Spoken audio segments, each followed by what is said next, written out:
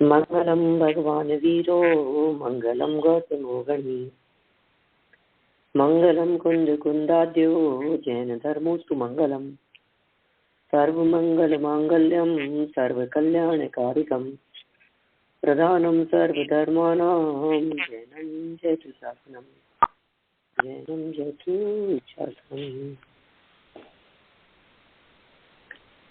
यहाँ इष्टोपदेश के संदर्भ में आज अपने को चर्चा आगे बढ़ानी है। राजवार्तिक की चलती हुई चर्चाओं के बीच में और यहाँ हमने इष्टोपदेश का समय कुछ बढ़ाया है। 8 नंबर के छंद से हम बढ़ेंगे। यहाँ बहुत इष्टोपदेश है, इतनी सरल बातें हैं लेकिन हृदय में उतर जाए बस इसके लिए है। एक एक गाथा में एक एक छंद में आगे यहाँ आचार्य देव पूज्यपाद स्वामी एक एक उदाहरण दे दे करके समझाना चाहते हैं। बहुत छोटे छोटे से उदाहरणों के माध्यम से कि जैसे तैसे करके इस जीव को जगत के पदार्थों से भेद विज्ञान हो जाए, कैसे भी करके इसकी देह के प्रति एकत्व बुद्धि टूट जाए, देह के प्रति ममत्व बुद्धि टूट जाए, ये उनसे भिन्न अपने आत्म तत्व का अनुभव करने लगे।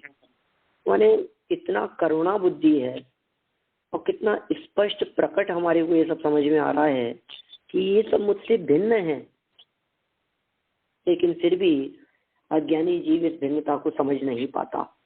बस इस मूढ़ और अज्ञानीपन की इस मान्यता को ही 8 नंबर के छंद के माध्यम से यहाँ प्रदर्शित किया है। मूल श्लोक अपन ने पढ़ा था पहले भी, इसका अन्वयार्थ देख लीजिए आप, छंद भी पढ़ सकते हैं दोबारा।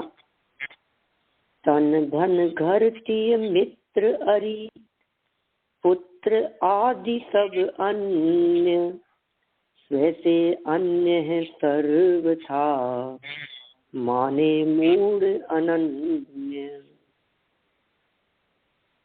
शरीर, घर, धन, स्त्री, पुत्र, मित्र, शत्रु सर्वथा चैतन्य स्वभाव से भिन्न स्वभाव वाले हैं,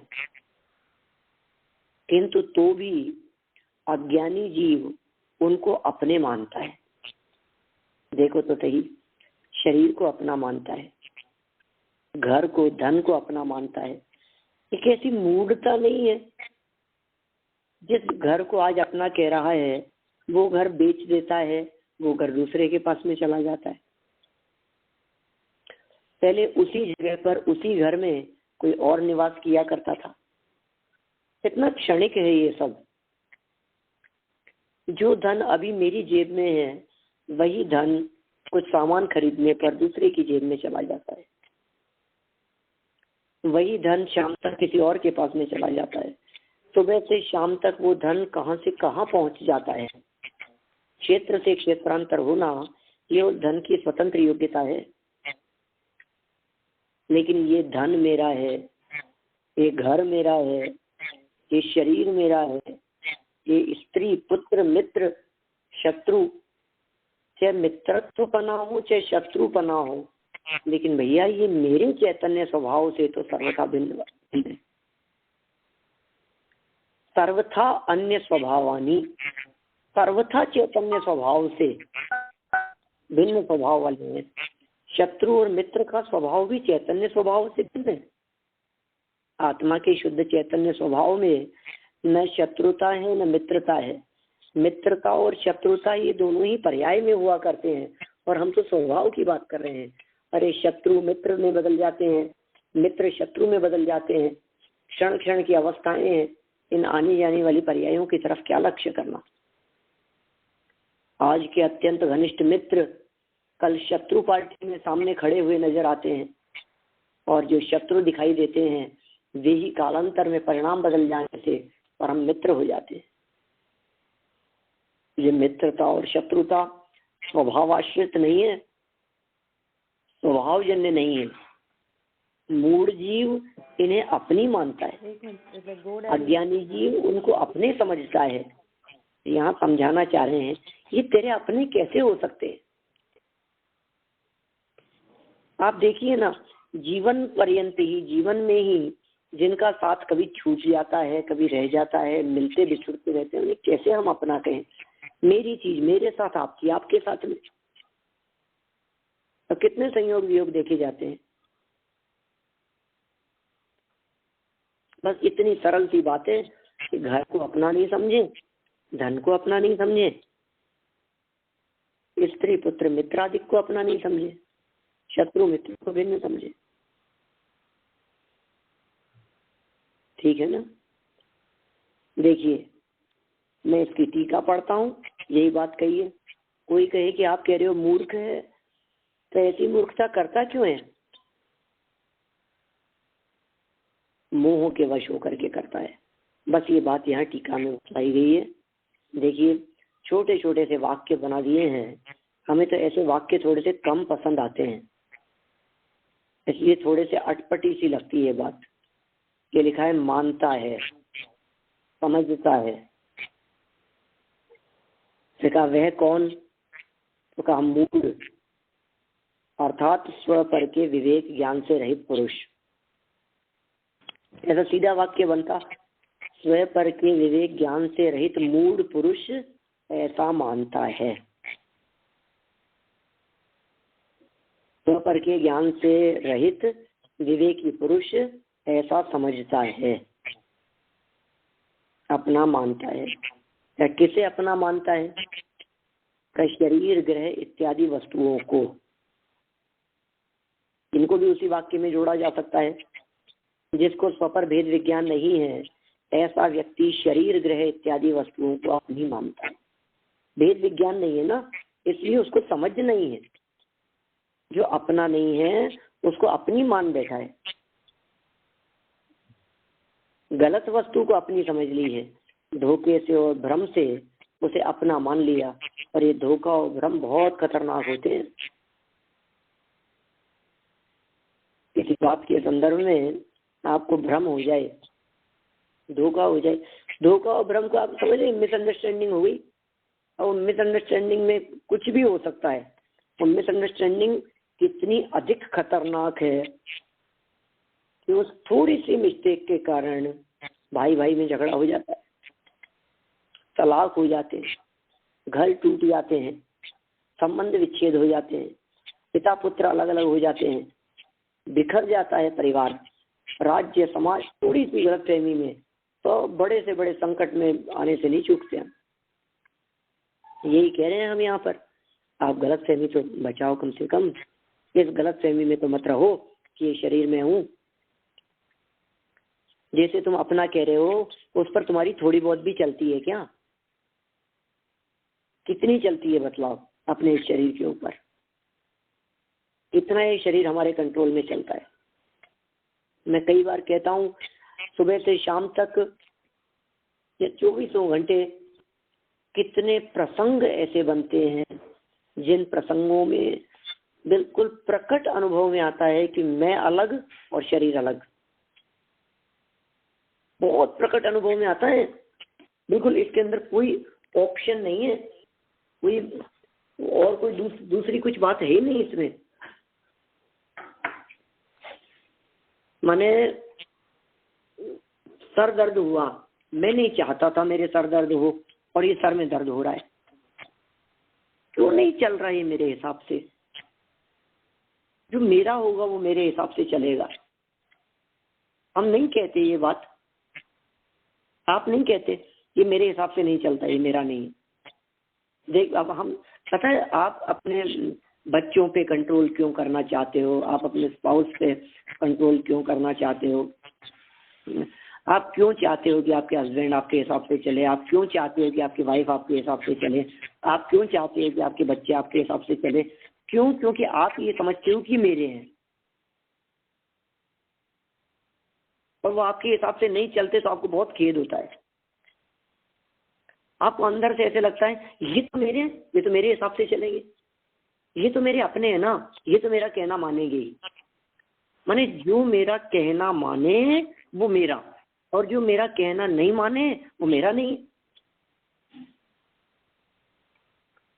माने हमने अपनेपन के संदर्भ में जो एक परिभाषा अपने दिलो दिमाग में बैठा रखी है, हम उसी की बात यहाँ करना चाह रहे हैं कि शरीर भी तुम्हारा कहना नहीं मानता, पड़ोसी की कौन बात करे, पत्नी पुत्र की कौन बात करे।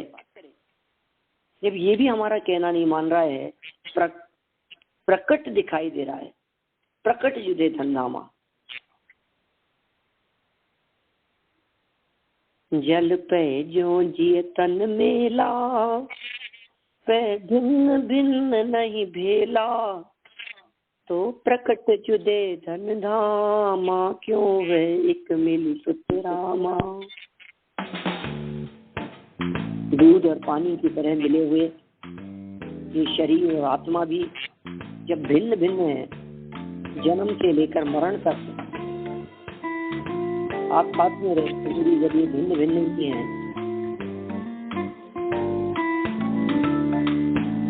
म्यूजिक चल रहा है किसी के घर में,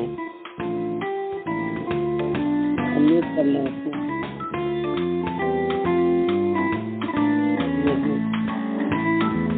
माने जब ये जन्म से साथ में था ना शरीर, तब तक साथ में रहेगा, मरण तक साथ में रहेगा।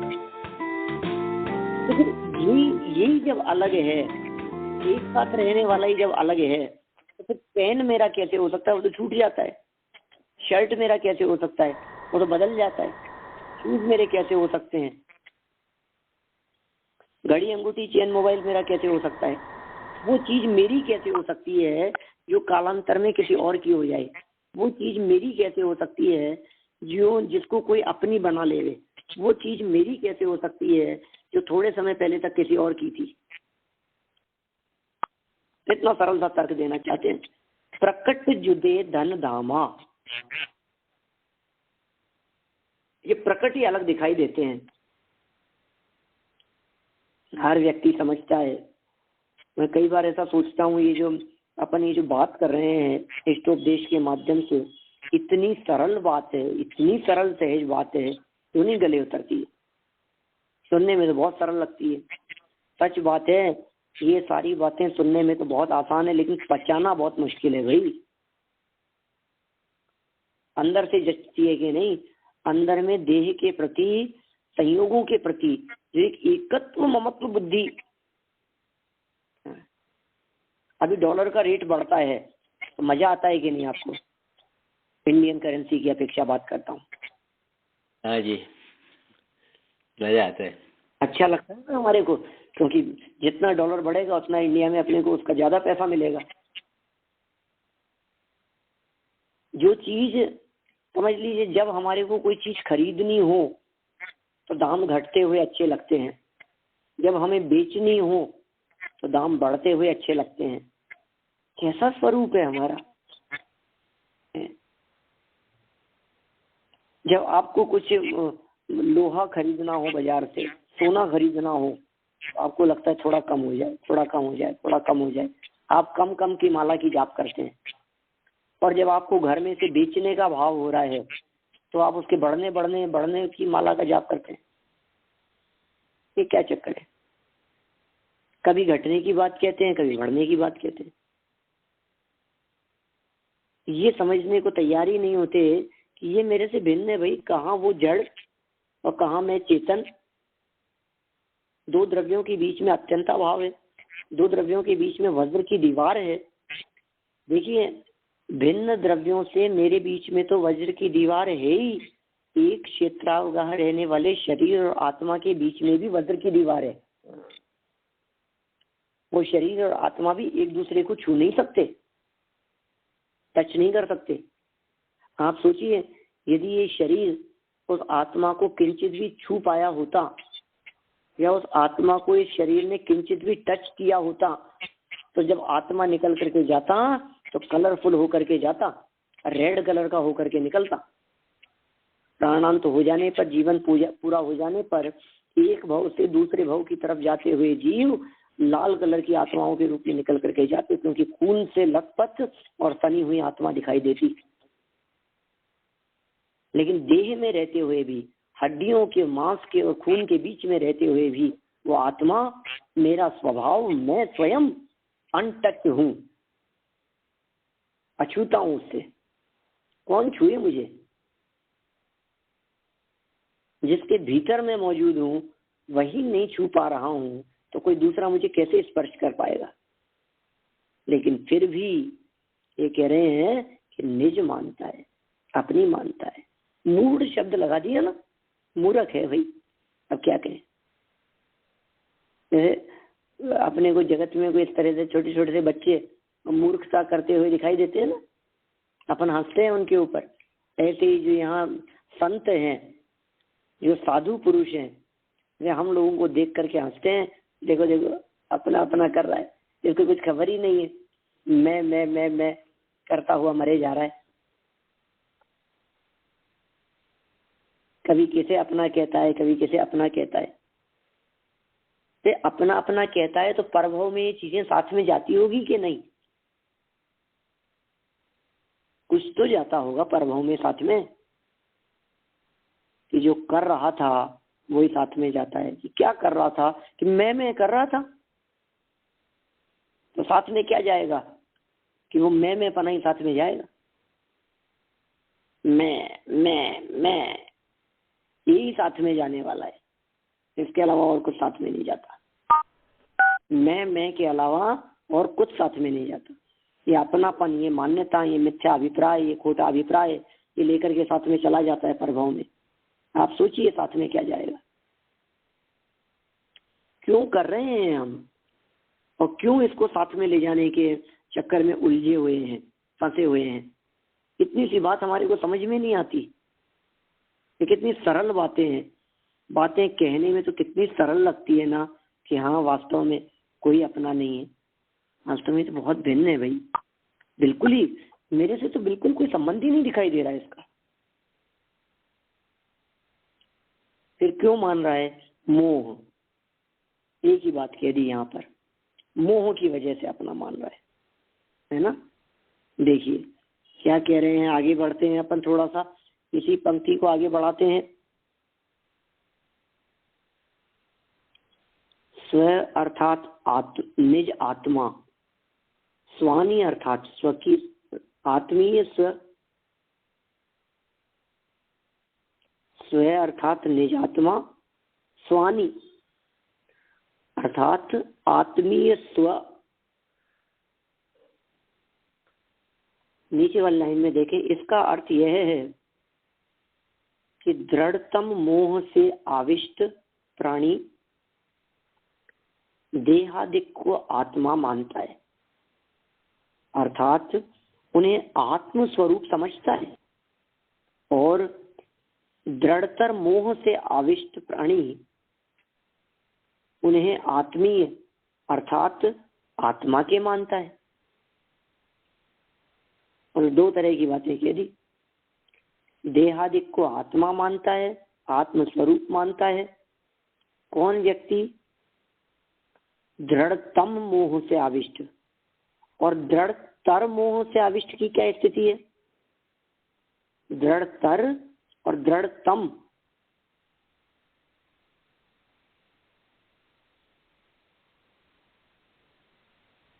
वहां पर देखिए ध्यान से। मोह से आविष्ट प्राणी इनको अपना समझ रहा है। अब कौन किसको अपना समझ रहा है?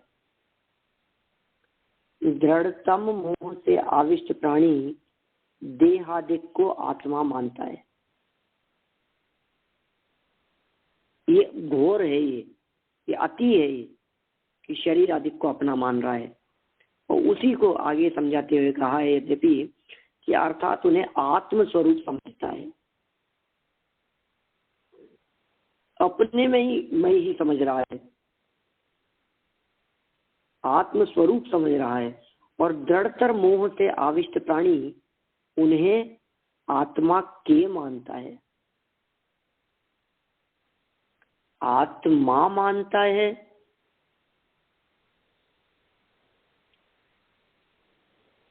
और आत्मा के मानता है। तो ये बस इतना सा फर्क किया है यहाँ। मोह की अति के कारण ये उनको ही मैं हूं ऐसा समझ रहा है, और मोह की थोड़ी सी मंदता के कारण इतना सा कहने लगता है कि मैं तो नहीं हूं, लेकिन मेरे हैं। ये फर्क किया है, थोड़ा सा ध्यान पूर्वक इस वाक्य को देखेंगे तो आपको इतना सा अंतर ख्याल में आएगा। मोह के दृढ़तमपना और मोह का दृढ़ तरपना, मोही तो दोनों ही है। शरीर आदि ही मैं हूं और शरीर आदि मेरे हैं। मेरे हैं ऐसा कहने वाले ने कदाचित अपने में और शरीर आदि में भेद डाला, कदाचित भेद डाला, और यही मैं हूं ऐसी एकत्व बने की अनुभूति तो अत्यंत खोटा है, उसकी तो अपन क्या बात करें, और अत्यंत कष्टकारी है। देखिए, शिष्य पूछता है किस प्रकार की वस्तुओं को अपनी मानता है? सर्वथा अन्य स्वभाव वाली, सब प्रकार से हमारे से जो भिन्न है उन भिन्न स्वभाव वाली वस्तुओं को, अर्थात द्रव्य क्षेत्र काल भाव रूप सर्व प्रकार से स्व स्वभाव से अन्य, द्रव्य से अन्य, क्षेत्र से अन्य, काल से अन्य, भाव से अन्य, द्रव्य क्षेत्र काल भाव की अपेक्षा से उनका द्रव्य क्षेत्र काल भाव न्यारा, मेरा द्रव्य क्षेत्र काल भाव न्यारा। शरीर का द्रव्य क्षेत्र काल भाव भिन्न है, मेरा द्रव्य क्षेत्र काल भाव भिन्न है। ख्याल में आ रही है आपको बात? पत्नी का द्रव्य क्षेत्र काल भाव भिन्न, मेरा द्रव्य क्षेत्र काल भाव भिन्न, द्रव्य तो भिन्न है ही, इसमें तो किसी को कोई शंका नहीं है। द्रव्य से भिन्नत्व पने के अंदर समझाने की क्या बात है?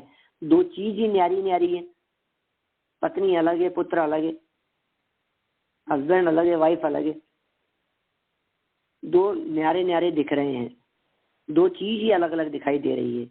मोबाइल अलग है और मैं अलग हूं, ये तो द्रव्य से भिन्नता। क्षेत्र की अपेक्षा से देखें तो उसका स्थान घेरने की जगह है, लोकाकाश के जिस क्षेत्र में वो है वो मेरे से भिन्न क्षेत्र है और मेरा क्षेत्र भिन्न है। एक ही क्षेत्र में रहते हुए भी यहाँ भिन्न क्षेत्र बतला रहे हैं। आपको क्या लगता है? एक ही क्षेत्र है। आपके हाथ में मोबाइल हो तो भी मोबाइल का क्षेत्र अलग है और मेरा क्षेत्र अलग है। काल माने तो परिणमन है, भाव माने स्वरूप है, अपना अपना परिणमन होता है। किसी वस्तु के अधिक काल व्यतीत हो जाने पर भी हो सकता है मेरा काल कम व्यतीत हुआ हो।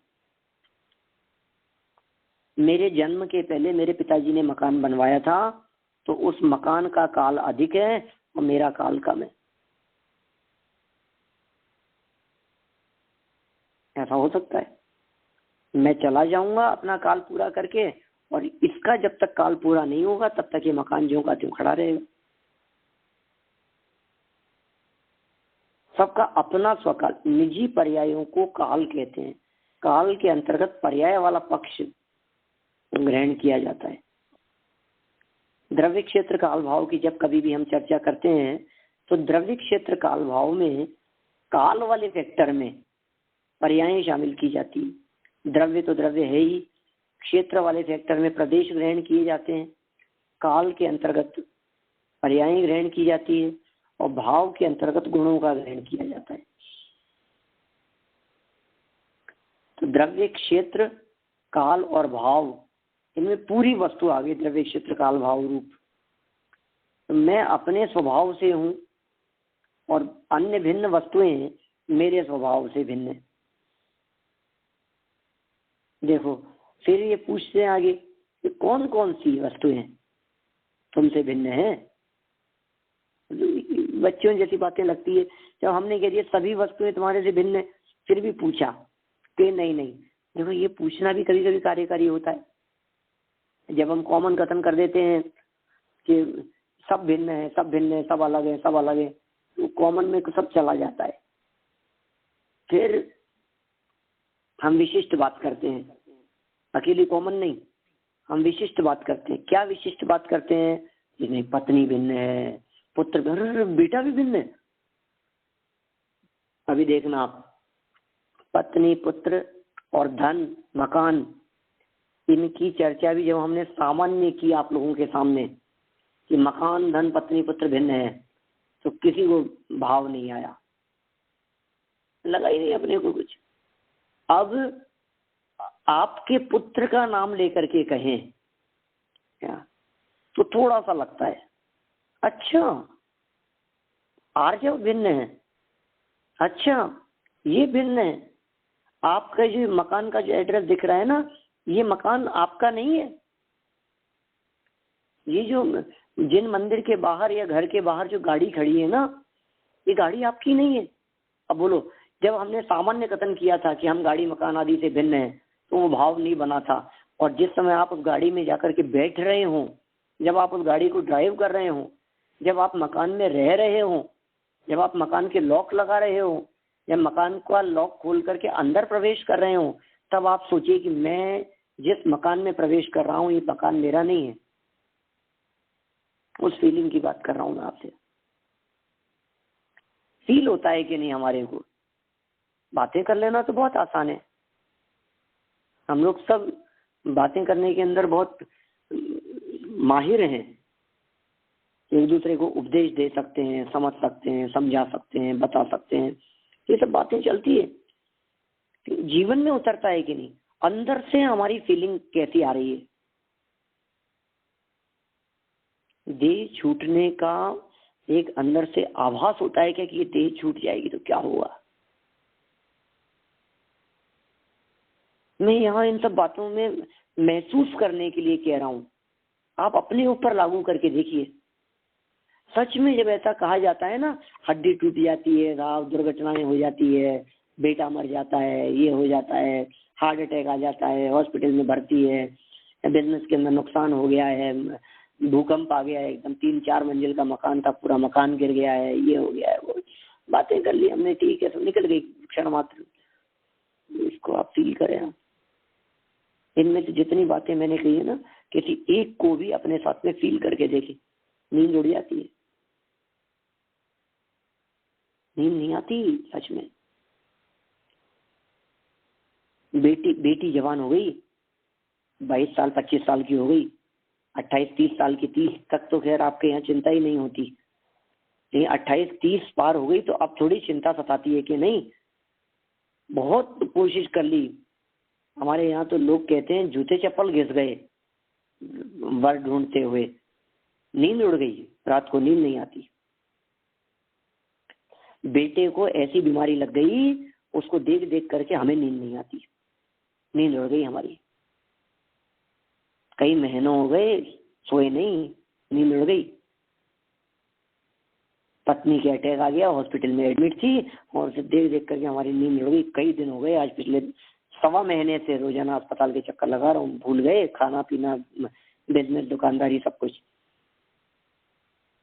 नहीं होता है ऐसा। ऐसी प्रतिकूल परिस्थिति जब अपने ऊपर बनती है तो नींद उड़ जाती है ना।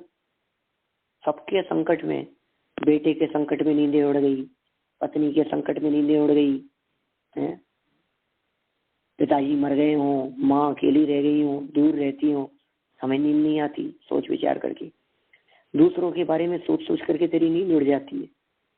अपने बारे में भी कभी सोच करके आधी रात को जाग करके बैठा हुआ है?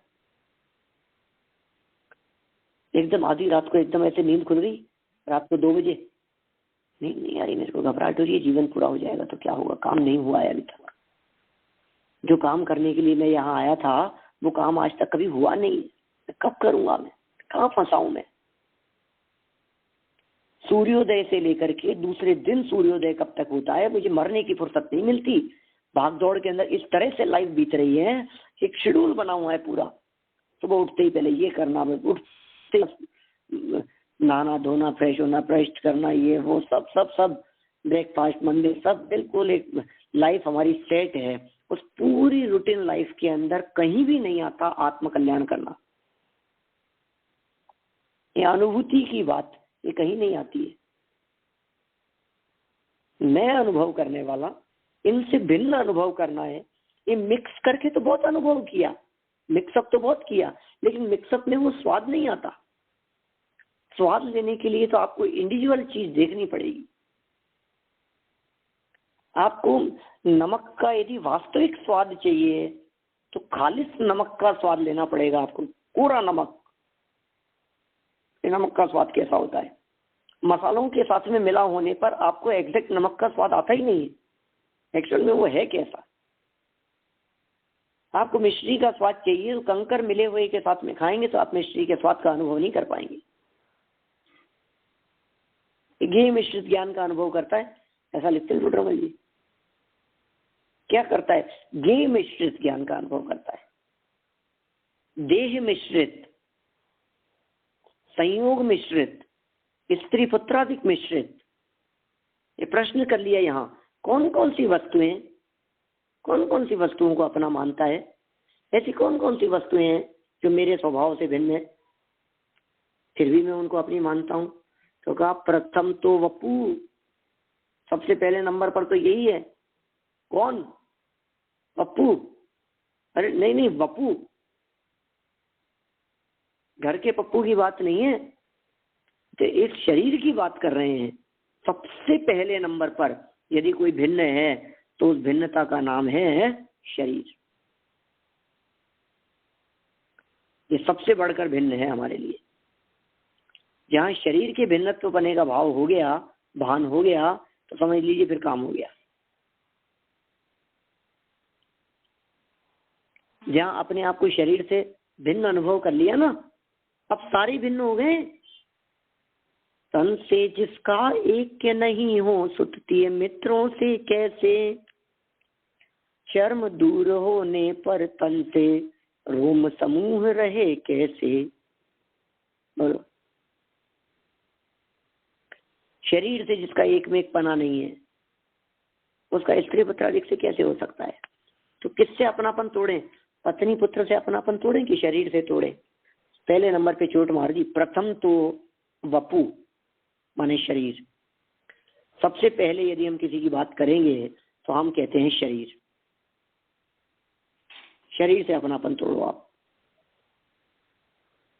फिर उसके बाद दूसरे नंबर पर, नहीं पहले शरीर, अर्थात जो अचेतन अचेतनत्वादी स्वभाव वाला प्रसिद्ध है, उसे। शरीर का स्पष्टीकरण करते हुए कह दिया अचेतनत्व स्वभाव वाला प्रसिद्ध है, फेमस है शरीर।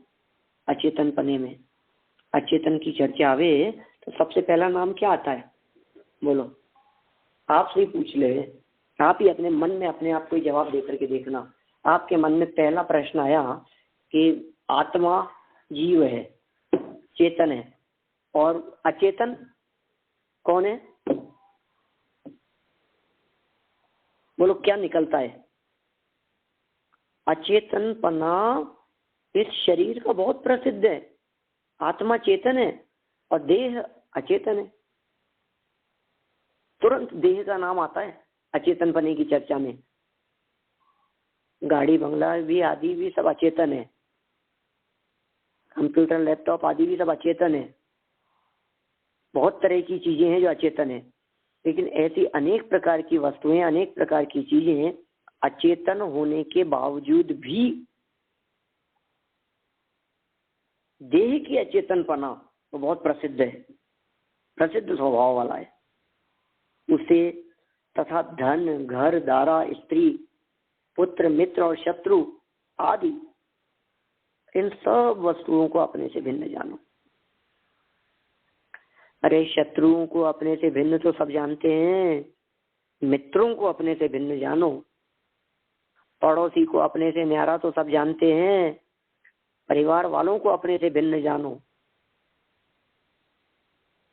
दूसरे बच्चों को अपने से भिन्न तो सब जानते हैं, अपने बच्चों को भिन्न जानो। के भी भिन्नत्व की अनुभूति कई बार ऐसी ख्याल में आती है, किंतु देह से भिन्न अपने आप का अनुभव करो। ऐसा ये बहुत सरल शब्दों के माध्यम से प्रेरणा दे रहे हैं। मुझे नहीं लगता ये कोई व्यक्ति इन सब बातों को सहज स्वयं पढ़े और वो बात समझ में न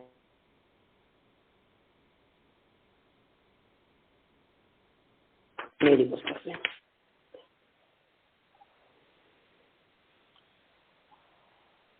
स्व पर के भेद विज्ञान से रहित मूढ़ जीव। मूर्ख कौन दुनिया में? मूर्ख कौन? वो जो जिस डाली पर बैठा हो और बैठ करके और पीछे की तरफ से उसी डाली को काटता हो, वो मूर्ख है ना। दुनिया में मूर्ख कौन? अपने हाथ में कुल्हाड़ी उठाता हो और अपने ही पैर के ऊपर मारता हो, वही है ना मूर्ख। तो मूर्ख कौन? घी का भरा हुआ प्याला अपने हाथ में और कोई व्यक्ति टाइम पूछे और घी का प्याले को हाथ से पकड़े हुए को घुमा देंगे घड़ी देखने के लिए, मूर्ख है ना। इतनी अकल नहीं है। हाँ जी। कौन मूर्ख कौन है? तो कितने लोग जगत में मूर्ख दिखते हैं। तो एक बात कह दी इन्होंने, स्व पर के भेद विज्ञान से रहित मूढ़ जीव, वो जीव नहीं। जब आप इन पंक्तियों को अपने दिल दिमाग में गुंजायमान करेंगे ना, जब आपके दिलो दिमाग में, जब अपने दिलो दिमाग में ये पंक्तियां गूंजेगी कि अरे भेद विज्ञान से रहित मूढ़ है, तो आपको जगत के जीवों को देख करके उन्हें मूर्ख कहने का भाव नहीं आएगा, बेवकूफ कहने का भाव नहीं आएगा, पागल कहने का भाव नहीं आएगा। ये मूर्ख है। तो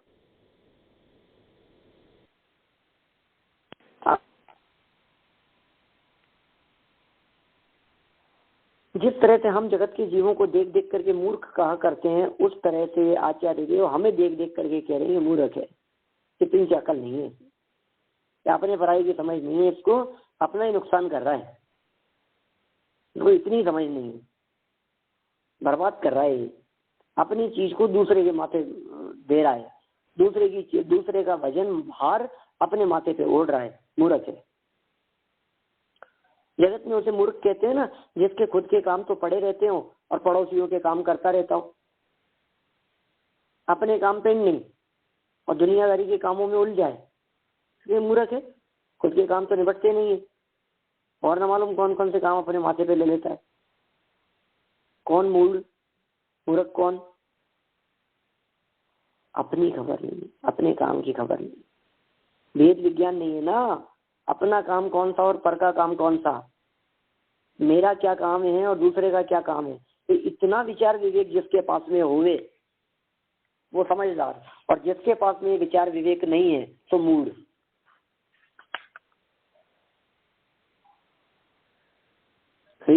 कितनी मार्मिक पंक्तियां रहती है आचार्यों की, जिनका भाव अपन समझ ही नहीं पाते हैं और पढ़ जाते हैं। अभी बढ़ जाओ तो पढ़ जाओ आगे, उसमें क्या है, पढ़ करके बढ़ जाओ। ये वेद विज्ञान से रहित को मूढ़ कह रहे हैं, इसका मतलब मैं अनादिकाल से मूढ़ बना हुआ था। ओहो, बातें करते हुए तो मुझे तो ऐसा लग रहा था थोड़ी देर पहले तो मैं बहुत समझदार हूँ,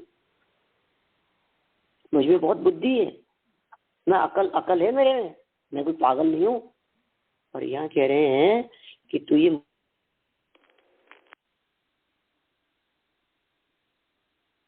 मैं कोई मूर्ख हूँ क्या, नुकसान का काम थोड़ी ना करूंगा। वो मूर्ख है, बना दिया।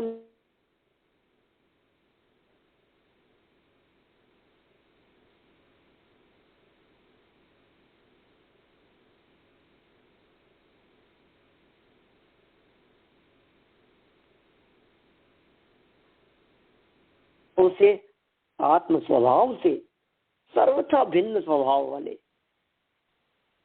द्रव्य से शरीर भिन्न है, क्षेत्र से शरीर भिन्न है, काल और भाव से भी शरीर से आत्मा का स्वभाव बिल्कुल भिन्न है। सर्वथा भिन्न स्वभाव वाले जो शरीर, धन, घर, स्त्री, पुत्र, मित्र आदि पदार्थ हैं, उन्हें स्व तथा आत्मीय अपने मानता है। यहाँ मान्यता पर चोट देना चाहते हैं। समस्या ये है कि जब हम कहते हैं कि तू इन्हें अपना मानना छोड़, तो ये उन वस्तुओं को छोड़ने की तरफ बात करने लगता है। इस संदर्भ में आगे की पंक्तियां बहुत महत्वपूर्ण है, पढ़ने योग्य। असद्भूत व्यवहार नए से ये सब जीव के कहे जाते हैं।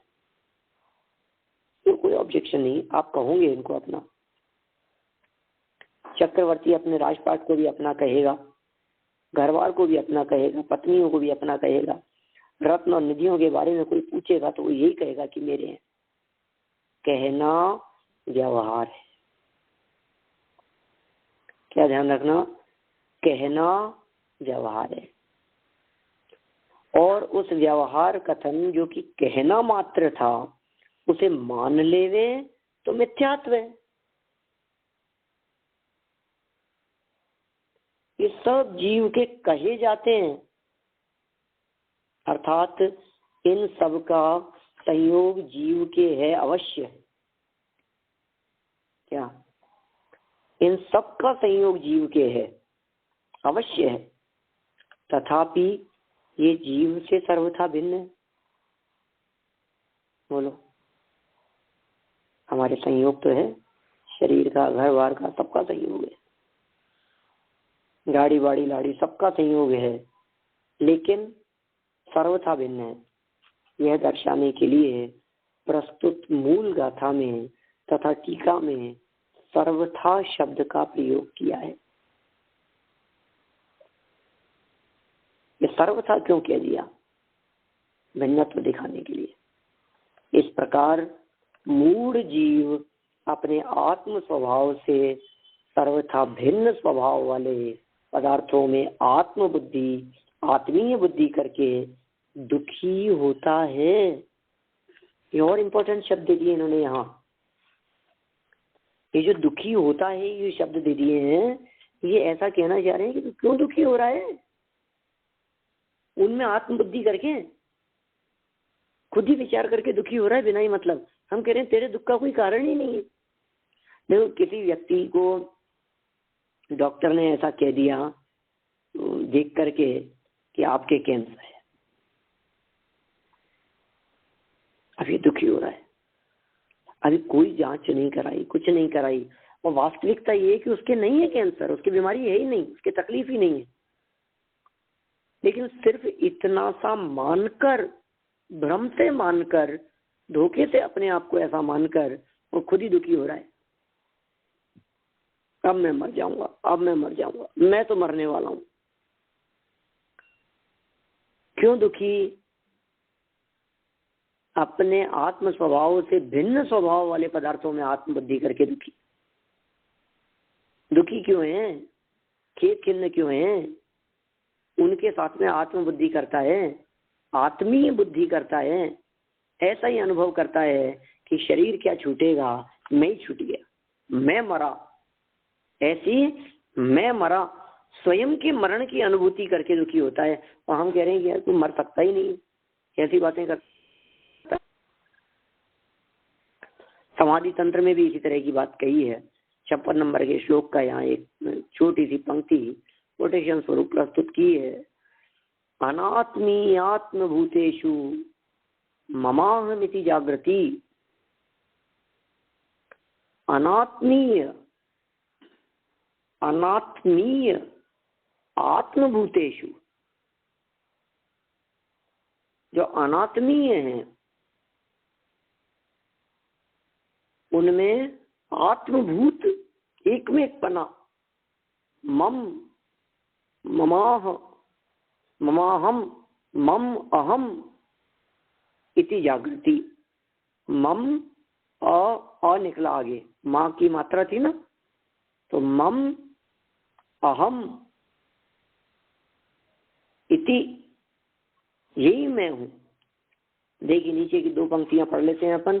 अज्ञानी जीव अनात्मीय भूत, जिनमें आत्मा नहीं है। अनात्मीय भूत मतलब जिनमें चेतनता नहीं है, जो अचेतन है, जो जड़ है, अर्थात आत्मीय नहीं, ऐसे स्त्री पुत्रादिक में ये मेरे हैं, ये मेरे हैं, ये पुत्र मेरा है, वो छोड़ करके चल देता है। जग में जिसको निज कहता मैं, वह छोड़ मुझे चल देता है। मैं आकुल व्याकुल हो लेता, व्याकुल का फल व्याकुलता है। कितना सरल कह दिया। जग में जिसको निज कहता मैं, वह छोड़ मुझे चल देता है। बोलो, अनात्म है, आत्मभूत नहीं, ये मेरे हैं। और अनात्मभूत अर्थात आत्मभूत नहीं, ऐसे शरीर आदि में यह मैं हूँ। देखो, स्त्री पुत्र आदि को तो कहता है मेरे हैं, और शरीर को कहता है मैं हूँ। ऐसा अध्यवसाय ये विपरीत मान्यता करता है। इसकी इस विपरीत मान्यता को छुड़ाने के लिए आचार्य यहाँ उदाहरण सहित बात को समझाते हैं, जिसमें पहला बहुत सुंदर उदाहरण दिया है। शरीर कैसी मूर्खता करता है, तो जिसको अपना कह रहे हैं ना, ये देखना थोड़ी देर में क्या होगा। ऐसे हितकारी वर्ग के संदर्भ में बहुत मार्मिक दृष्टांत देकर के चर्चा की है। हम कल के स्वाध्याय में इस विषय को थोड़ा और आगे बढ़ाएंगे। आज की बात को विराम देता हूँ। धन्यवाद। जावाणी के ज्ञान से सूझे लोकालोक, सो वाणी मस्तक नमो सदा देत हूँ रोक, सदा देत हूँ।